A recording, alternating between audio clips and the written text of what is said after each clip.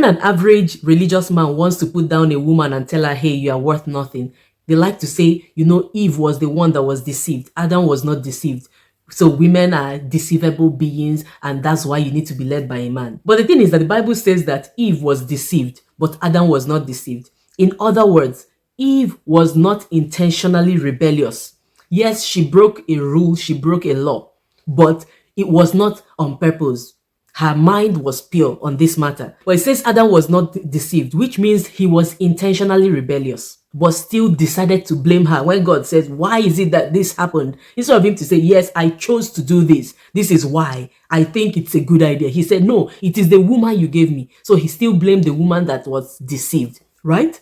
And the thing is that being deceived is even a more pardonable situation than someone who is intentionally breaking the law. And that's why there are different levels of punishment for different kind of crimes. So for example, manslaughter is when somebody mistakenly unalives somebody. But murder is basically when someone intentionally, went ahead to unalive somebody. And that being the case, somebody that unintentionally, and there's proof that it was not intentional, and they ended up unaliving somebody, they will get lesser sentence than somebody that was intentionally out there to unalive somebody. So if that's the case, it means that someone that was intentionally rebellious, someone that intentionally committed treason, will get a higher sentence and will be looked down more on. That person will be considered like a worse person, a really bad person, than someone that was deceived, basically scammed. And so if Eve was a deceivable gender, the one that was not a deceivable gender, what decision did they make even with their eyes wide open? Right? And still on the matter of lessons that we can learn from what happened to Eve and all that, you know that if someone goes out there and maybe mistakenly gets pregnant, goes to sleep with somebody and didn't take protection, right? The person can get pregnant. And even if it was not intentional, the person didn't mean to, there's a consequence that flows naturally from engaging in sexual encounters without being protected. And so in the same way, there was a consequence that came from her choice to partake of a fruit or kind of engage in self-gratification. And basically the outcome was that she would become male-centered, and then the man will basically rule her with an iron hand. And so in essence, the fall of mankind unleashed all the selfish leanings of humanity. So men took advantage of their physical strength to put women in subjugation. And then because of how dangerous it would be for a woman, not being generally physically as strong as men, right?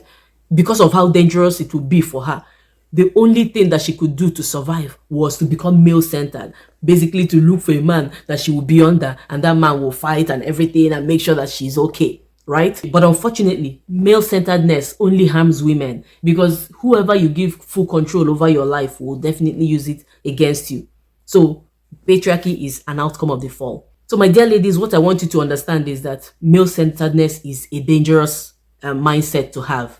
You're not a deceivable person just because of your gender. I want you to reclaim your self-esteem. If back in the days, women had no other option but to stay under men to be so-called protected, today we have different options. So you need to go for your self-actualization. Fight to extricate yourself from the expectations of patriarchy. And the truth is that when you decide to do so, you will be going against an ancient system. And so you're going to face serious resistance, like a lot of us out here that are speaking up are facing. But the thing is that your independence is worth the fight, right? So it's just like if someone has been colonized for years and years, the day you stand up and say, I don't want to be under the colonial master, they're going to see you as a rebel. You're going to be labeled a bad person. All the law out there will be unleashed against you. But is sovereignty as a nation or as a human, is it something worth fighting for? Yes, it is worth fighting for. You're going to be labeled with different names. But at the end of it all, if you persist to unlearn patriarchy, to detox from all those toxic conditionings, you will find yourself and you will realize that life is beautiful when you live it the way you were made to live it, not based on labels that patriarchy puts on you just because you're a woman. Thanks for watching, and let me know what you think in the comment section. I'll see you in my next video.